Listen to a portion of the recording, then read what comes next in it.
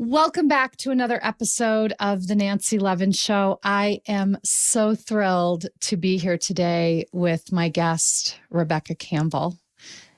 Rebecca is a best-selling author. She's a mystic, a channel, and a teacher. Her books and oracles and creations inspire us to connect with the wisdom within, and so that we can really live our soul's wildest dream. Her brand new book that is out right now is an extraordinary treat. It's called Your Soul Had a Dream, Your Life is It. And the subtitle is How to Be Held by Life When It Feels Like Everything is Falling Apart.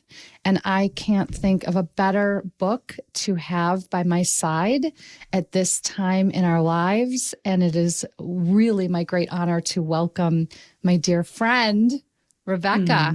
Hi, Rebecca. Oh, hi, Nance. Oh my gosh. What a blessing to be here together. And God, what a time. What a time. What a time. I mean, yeah, through all of it, if we look at it on the global stage, the personal stage, there isn't a soul with whom I have spent time who isn't really experiencing a great, as you would say, I suppose, a great initiation. There's just a lot. Yeah, there's just a lot to manage externally and internally right now. I want to read what's on the back of the book because it struck such a chord for me, and the way that you have written this book, which is, such a beautiful expression of your own journey, sharing your journey with us so that we can find ourselves in your journey and find our own journey. Your writing is so beautiful. Your prose, your poetry, it's really all poetry. So the back of the book says, this is a book about rebirth, which means it's also about death.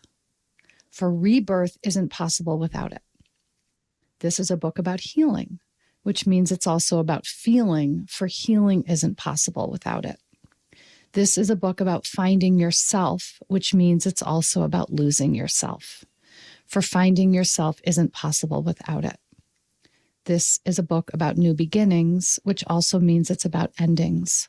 For new beginnings aren't possible without them.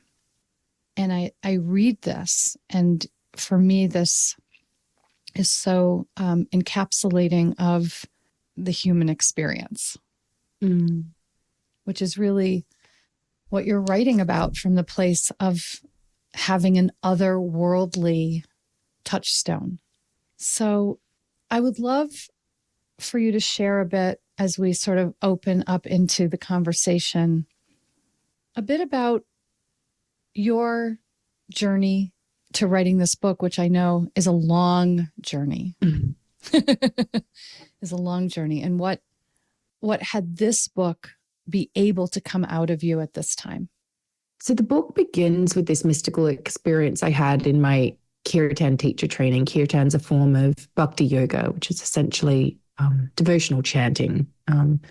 This mystical experience happened without me knowing it was going to happen. And it really changed me energetically. So I connected in with this energy, which effectively I saw the path that souls, all of us, travel as we take our first breath and exhale our last. I saw the ancestral lines. I saw within myself the grief and rage and love and ecstasy, all of that really comes with the human experience.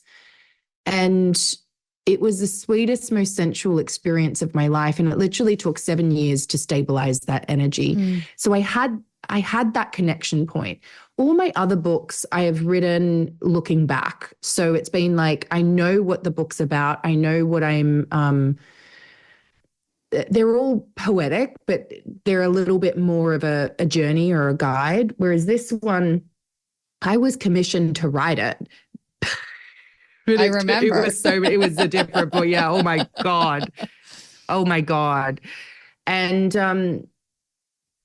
it was written in a period of great change as well. So after that, I moved to Glastonbury. COVID happened, huge, much needed racial reckoning. The whole world was on fire with wildfires everywhere.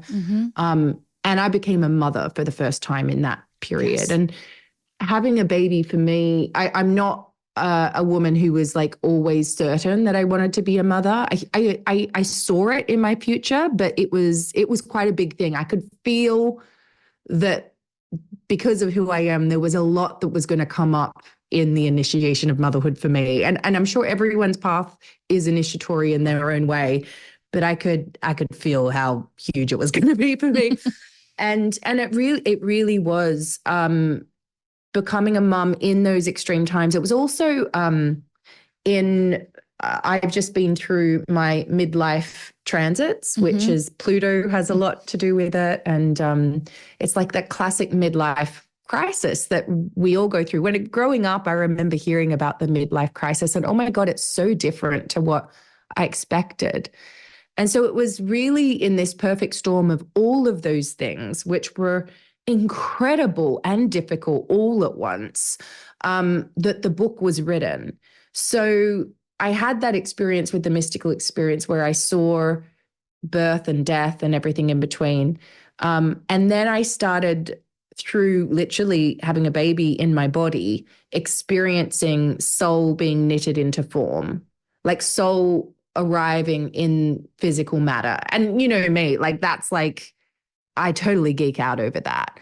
And so I was writing the book through all of that. I also had a late miscarriage as well. Yeah. And so I also wrote it through literally having 1 minute life inside my body and the next minute death, you know? And so it was a very, very deep time. Postpartum as well is one of the greatest changes that a woman goes through hormonally as well as pregnancy. And then there's obviously menopause, perimenopause as well. So it really was I was writing it through periods of change using poetry and connecting to my guides as, you know, please guide me, please lead me, please show me the way. And I kept on really seeing how it really was a book about change and embracing that in between, like those seasons that we're taught in the West to push away, autumn and winter.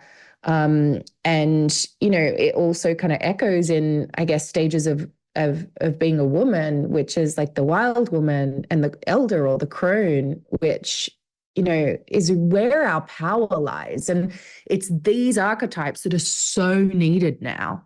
And like, I know from your incredible shadow journal, like you're touching on all of these bits, and it's the descent, which is what I call it. It's like you go to what has always been there beneath the surface, in the bones, in the flesh, in the cells. Like it was always there. Yeah. And I think, and you know, I've learned this through your work too, Nancy, that it's actually the only place that proper safety is when we look at it. Because I remember how Wayne Dyer used to do that that thing with the orange where you get someone to squeeze it, and what would come out is what's inside.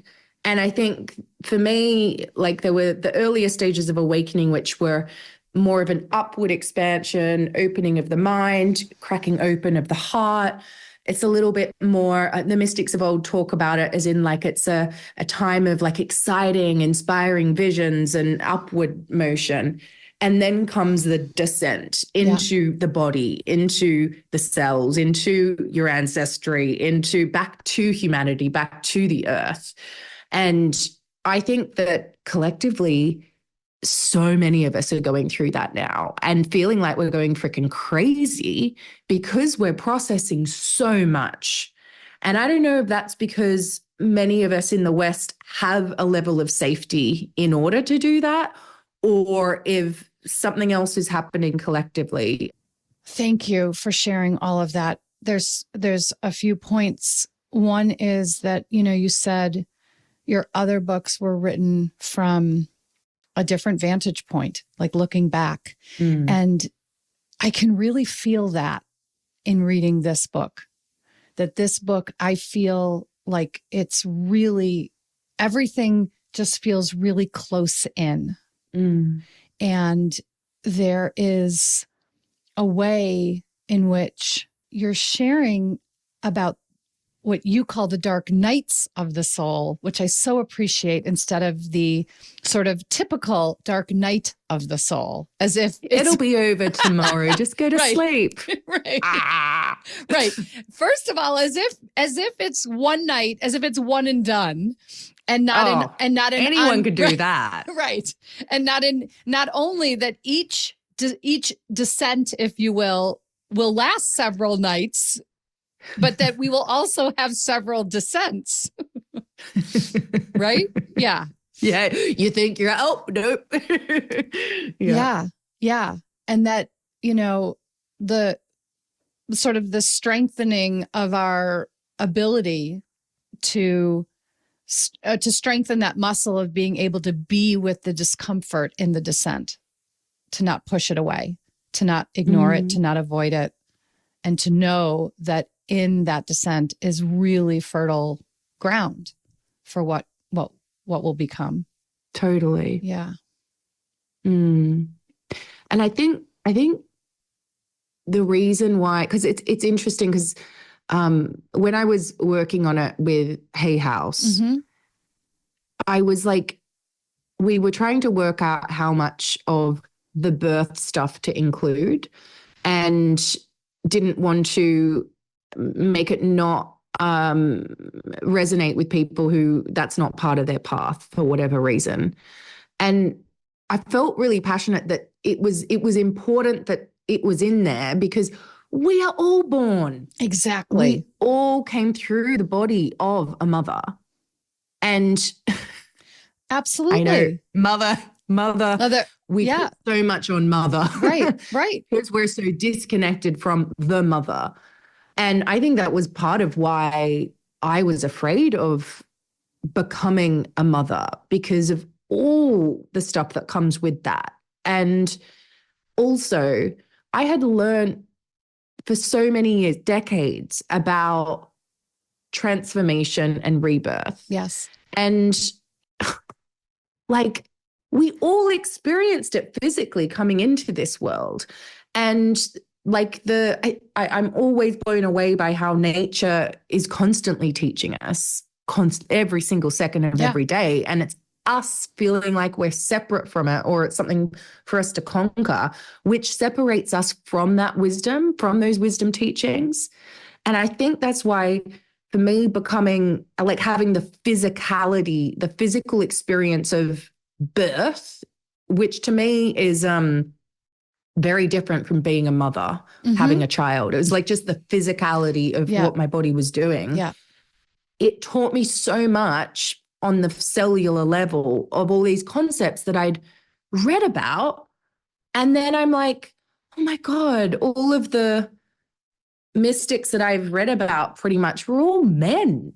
Right. They weren't women.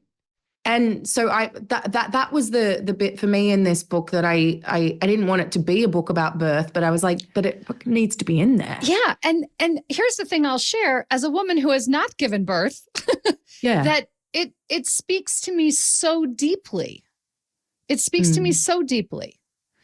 And, you made mention of a very short piece, a line in the book that I must have underlined 20 times, this piece of like feeling matter being knitted within you as you were pregnant. And, we've all heard people saying you can be pregnant with ideas, or pregnant with, a project, or pregnant with a book, or pregnant with whatever. And it really ultimately is creating something out of nothing.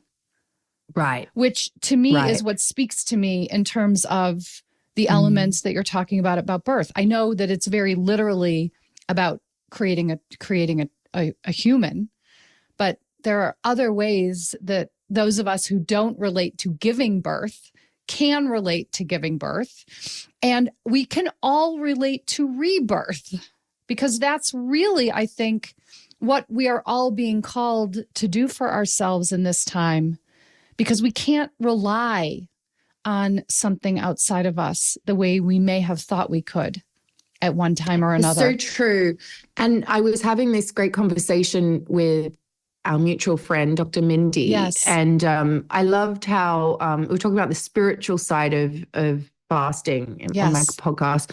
And we were talking about the difference between patriarchy and matriarchy. Yes. And I loved her refocus on matriarchy, which I know is based on research and all that. Yes, of course. The way she said it was, she said, matriarchy isn't necessarily one woman leading over everyone. Right. It's about power within. Exactly. Like that's the feminine. Yes. Yeah. Yeah, exactly. It's the power within instead of the power over of the patriarchy. Really. Yeah. Which I think is interesting with the concept of mother as well, because we kind of push it, because we don't believe in the West generally that we are part of a one and kind of held by Earth as mother. We really look towards a figure, which is often just one person rather than many, like it is if you grow up in a like proper community. And there's something about that is really huge. And especially when we twist it, like turn it around to mothering self. Yes. You know, which I think that your work really empowers people to do, like take responsibility, individuate, and yeah.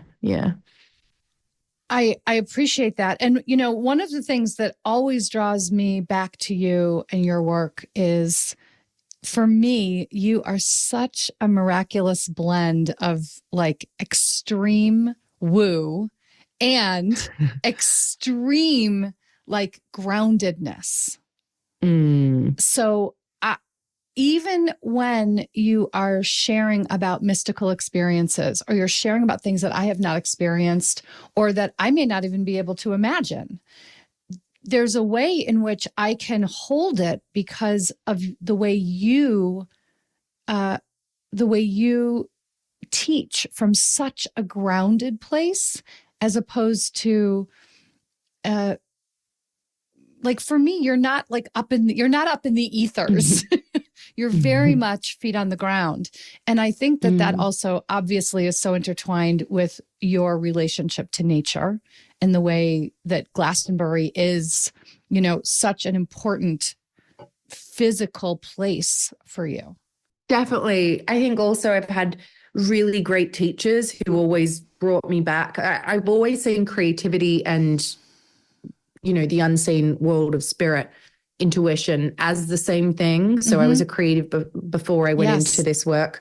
And on both sides, I've had great mentors who were like, all of that is pointless unless you act on it, embody it. Like, what's the point? It'll just drive you crazy having all these ideas or having all these visions. Like, you got to embody it. But I think also, like, my upbringing, I grew up in like a non-spiritual family. Like, mom and dad are super grounded and practical. And yeah, it was just growing up in Australia on the beach. It was just very physical, very, very normal. How do you define so you'll call yourself a mystic, or we'll refer to you as a mystic. How do you define that? What does that mean? Yeah. So, oh God, I'm forever trying to find the words to describe the thing. And it's the one that resonates the most with me now. Yeah.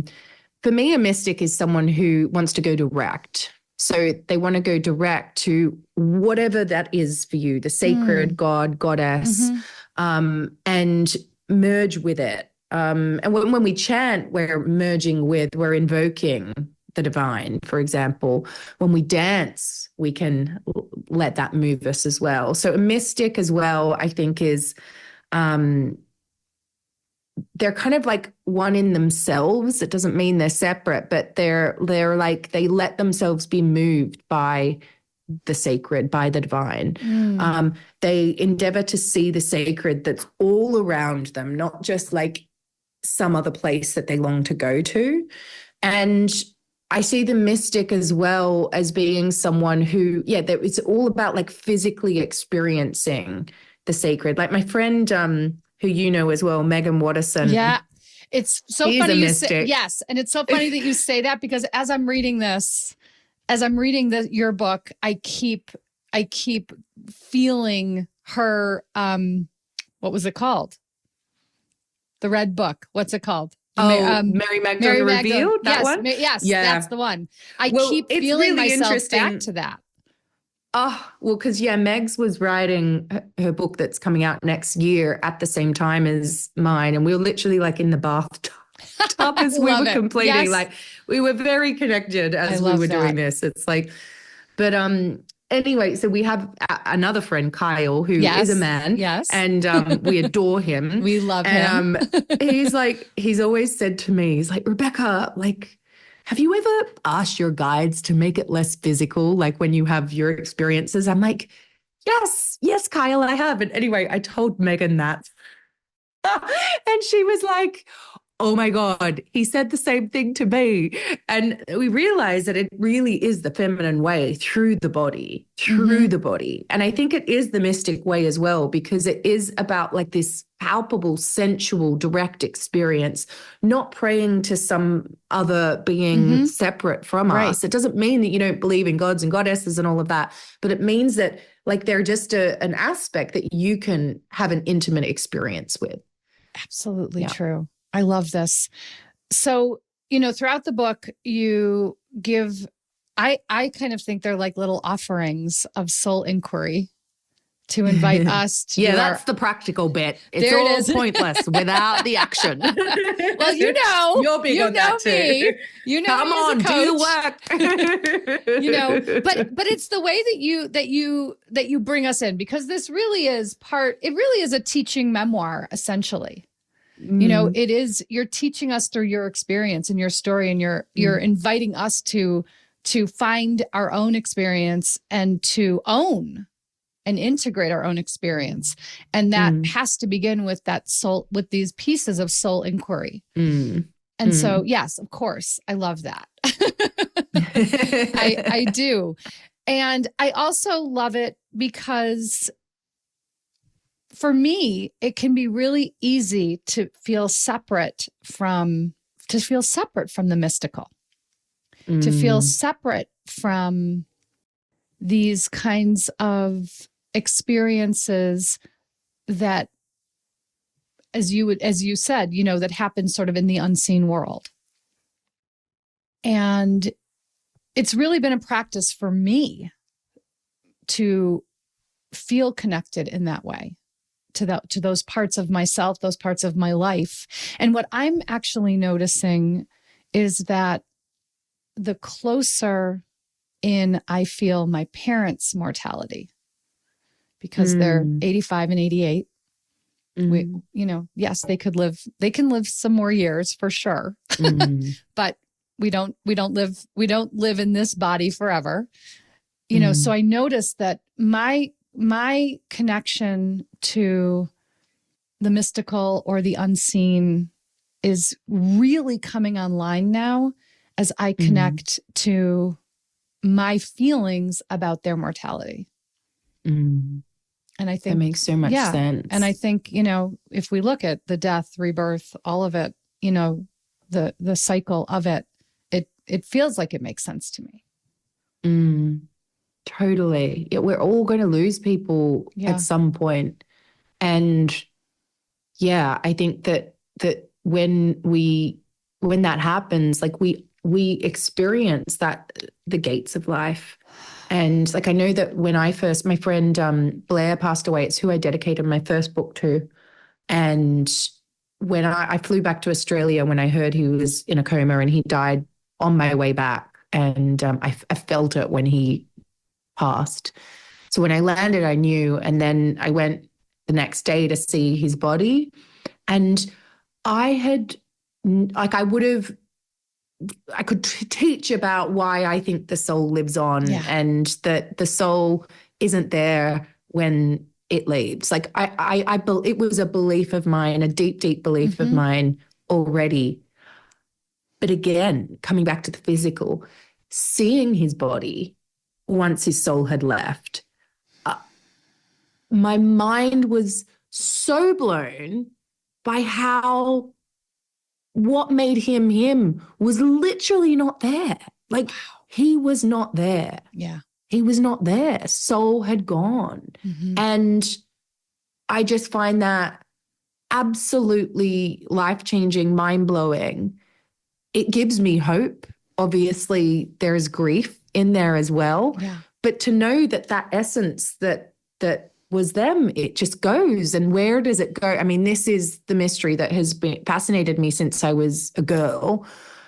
But yeah, we'll all experience that in some capacity. And I think that, you know, the way that many of us are raised is to avoid grief, for example. And of course we want to, because it hurts. And at the same time, when I've experienced deep, deep grief, particularly in someone passing, there's also this other side to it, which feels comforting. And it's because our grief is evidence of how much we loved or love. Yes. And this is also what the physical birth taught me, because I realized that like literally in studying how to physically give birth, the more you expand and then you contract, expand and then you contract, expand and then you contract. And it's about saying yes, opening to life, opening to life. And if you let yourself open physically, then life comes. And it doesn't mean that it doesn't hurt, but it's all in there.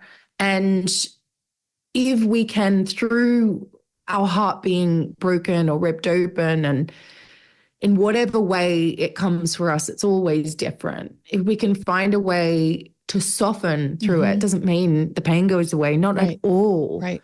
But if we keep our hearts open, then it will be open to that amount of joy as well. Whereas if we close it off and shut it down, the other side, the ecstasy, the sensual bliss of being human, the joy, the love, all of that on the other side of it will be ours too. And this is the fucking hard thing about being human. Yeah. And wow, what a way, like this is what it means to be alive as well. Absolutely. I love the way that you shared about this, because it's so visceral, you know, that in order to expand farther, we do go into a contraction to then be able to expand and then contract and expand. And the way that, you know, we all think of birth as a portal, and death also is a portal. And what you said strikes me so resonantly, so personally, of the way in which, you know, I can look back at times in my life where I really closed myself down to not want to feel the agony. And when we close ourselves down to the agony, we do close ourselves down to the ecstasy as well. Yeah. And so I do think it's true. Part of being human is being able to open ourselves up to all of it and not shy away from things that we may not want to feel, because in the things we may not want to feel, we're going to find something we wouldn't have found otherwise. I have to ask you about the title of this book, because it's really so striking. And even in what you were saying, you know, so the title again, for everyone listening, Your Soul Had a Dream, Your Life is It. And what you were just saying about your friend, you know, that the soul was gone. So the soul was gone from the body when he passed, and that the soul is sort of, I don't know, flitting about, right? The soul is out there, up there somewhere, dreaming us into being. Can you say more about your feelings, I thoughts, mean, experiences around this this? book has had so many different titles, to be honest. And right at the end, I said to my publisher, can we call it The Descent? What about Great Mother Awakening? What about blah, blah, blah, blah? Yeah. The end is also the beginning. So there were so many. Returning was another one. The Initiation was another one. And this title is a title I've had for many years. And yeah, it was Hay House that just kept on coming back to it. No, it's this. No, it's this. And I was like, I don't quite get how it's being woven together. And then it was right at the end. And I'm like, oh, it's about like experiencing it all. Like to truly live is to truly come into matter, into form, to return to each other, to the earth, and truly live. So, truly living is not just being in spring and summer and, Right. everything's great. Look at me. Woohoo, life is great. Like that's not truly living. You're not truly living if you're just staying in this comfortable little bubble. That's not truly living. And so to me, that's what it means. The mystical experience I had, as I said, it was like I saw the soul's journey here on earth. I saw how, from my experience, we all chose to be here in this body, in our ancestral lines at this time. And it is a full-on time that we chose to be here. I also saw what it means for the soul to come in, to be knitted into form, the soul comes with, I believe, memories itself, imprints itself. And it comes into, when it comes into physical matter, into having ancestral memory, which is gifts and trauma and all of that collectively as well. And we essentially inherit all of that. Yeah. Yeah. I used to think earlier on my journey, I really believe in past lives. I believe in a thing called samskara, which is the soul imprints, that the soul memories that it comes in with. I do believe in that. Mm-hmm. But earlier in my journey, I can see how I actually over spiritualize some of the ancestral memory within my cells. For example, I'm predominantly of European descent.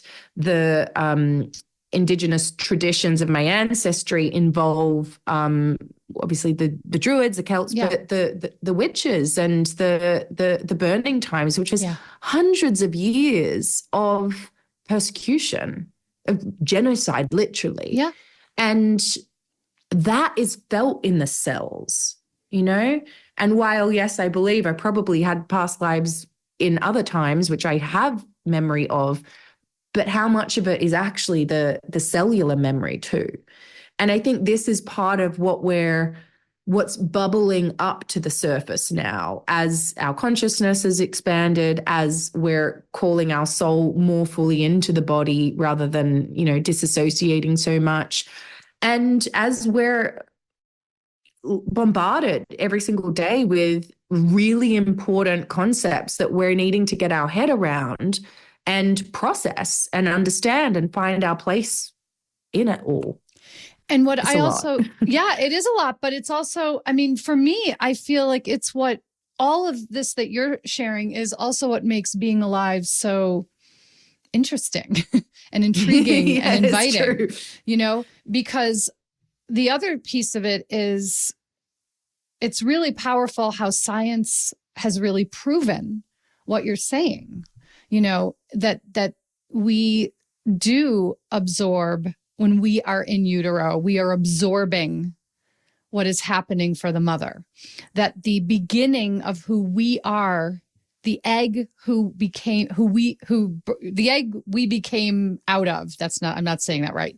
The egg that made us was already in form when our mother was inside of her mother. For 5 months, we each spent 5 months at a cellular level within our grandmother. There you go. And her grandmother, her grandmother, her grandmother, all the way back. And when that's how we return to each other. Yes. And when I learned it's why healing the mother line and mother work is so important. It's everything. And we realize that it's not actually about our mother. Exactly. It's not about our mother. Exactly. Mm. And that this is why we come in with these cellular memories. This is why we come in with a visceral knowing of something that we presumably couldn't possibly have known. For anyone who's listening who is kind of like, okay, I'm intrigued, but this is out there. How might you, I mean, again, I encourage everyone to buy Rebecca's brand new book, Your Soul Had a Dream, Your Life Is It. But for anyone listening right now who's sort of intrigued, but is kind of like, this is out there, what is sort of just a way to ease in to this way of being in the world? Well, I think ultimately the book is about change. Yeah. And the one thing that we know that we're always doing is changing. Just like nature changes seasons. For some of us, it's more extreme based on where we live, but everything in life changes. And all this book really is doing is kind of like holding your hand or sitting by your side so you can check in and be like, how am I changing? Who was I? And who am I becoming? So it kind of gives you courage because you've got that information, you've done that reflection to be like, oh, this is the next step. Because I think what stops so many of us we resist the change because we're afraid of it. Mm-hmm. We avoid it. And then also we feel like, maybe I can see where I'm going, but I have no freaking idea how to get there. So there's poetry, which will make you feel less like alone in your change, which we all are changing. Yeah. But then the soul inquiries as well, like they're just really practical. They'll be like, cool, how are you changing today? Yeah. Or what is just beneath that? They'll guide you through that process. And so I encourage people come up to me at signings, maybe they do for you too, at Nancy, and like apologize to me if the book is like, it's fallen in the bath or it's dog-eared and stuff. And I'm like, yes, there's nothing better. That is the biggest compliment. Exactly. I'm always like, I remember each of my books, I've said this, and in the edit process, they're like, oh no, you can't say that. I'm like, just write all over the book, dog-ear it, yeah. And so I encourage you to write through the pages. I also, it's a little QR code at the front where you can download a printable workbook, which has all the soul inquiries. So you can do it separately if you want to keep your book nice and tidy. Pristine. Mine's very underlined, heavily underlined. No, I love it. I do too. Rebecca, I could speak with you forever. I love spending time with you. You really are. You're such a bright light. And I appreciate you so much. Yeah, no, me too. I hope we get to see each other again soon. I hope we do too. And for everyone listening, where do you want to send them? What's the best way to be in connection with you? I mean, the book is called Your Soul Had a Dream, Your Life Is It. You can find it wherever you buy books. Yeah. And I'm sure Nancy will include my website. I'm Rebecca Campbell. Just Google me. I'm Rebecca Campbell. Just Google me. There you go. I love it. I love it. I love it. And I love you. And thank you for being here. I love you too. Thank you, Nancy.